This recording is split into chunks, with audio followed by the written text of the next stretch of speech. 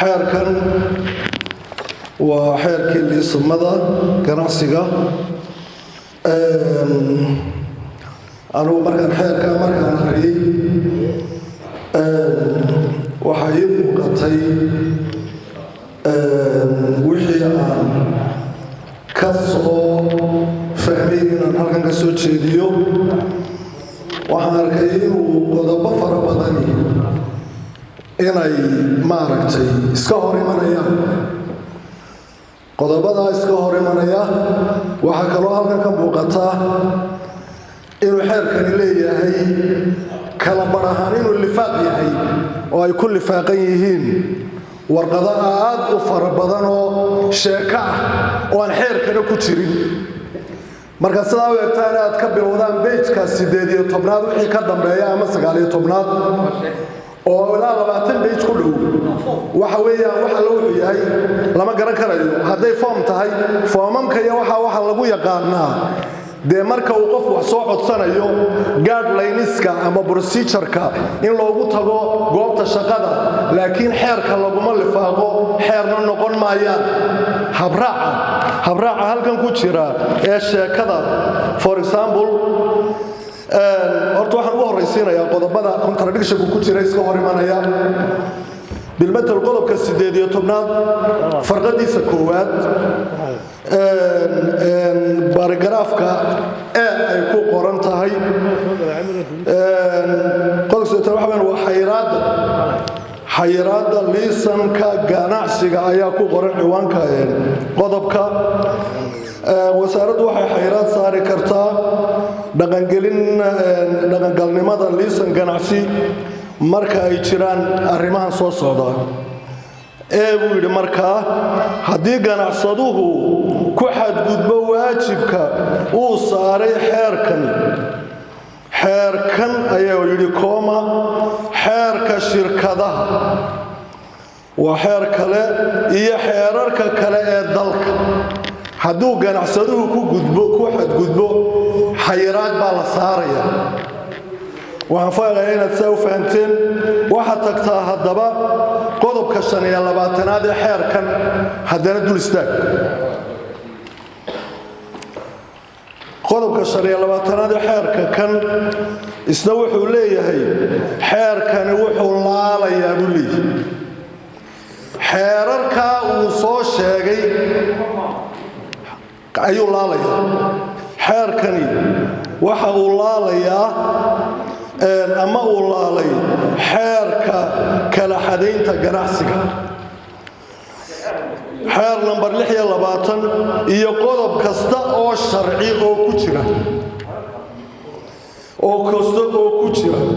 iyo nidaam kasta oo sharci oo jira intaba uu laalaya sidaynu ka wada warqabnana xeerarkii dalka laguma laali karo oo xeer haddee xeer laguma laalo marka xeerkani waa halkaasi de waxaa filayaa inaanay suurtagal ahayn xagga waxaanu ka leeyahay xaggana waxaan buu ka leeyahay xeerkana inuu xeerarkii kale waddanka ee dhaqangalka ahaa in lagu laalo xeerarka looma sameeyo suurtagalna maaha taasi waa intaas waxaan filayaa inay mudanayaashu si fiican uga dhergeen qodobka 22aad waa beejka 22aad la soo baxa beejka 22 waayo qaybtan dambe dee qodobaba ma lehe waa sheekooyin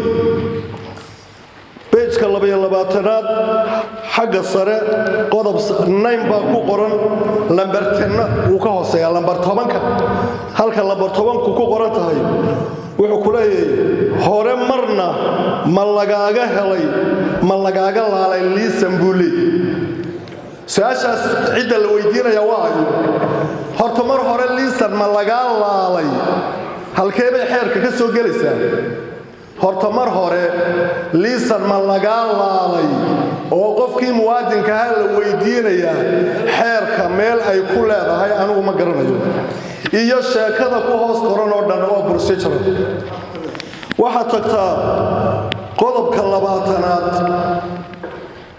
beejka 20aad beejka fudud baan isku beejka 20aad waxa ku qoran lifaaqyo lifaaqa koowaad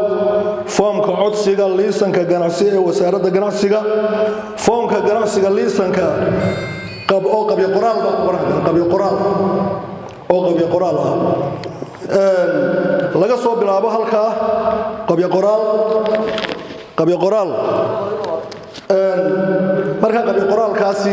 waa inta beejka imika aan dul taaganahay inta ka dambayso oo dhan oo aad arkaan xeerkii kala bariyahay waa qabyo qoraalka xeer ahaan inaynu ansixinana waa la doonayaa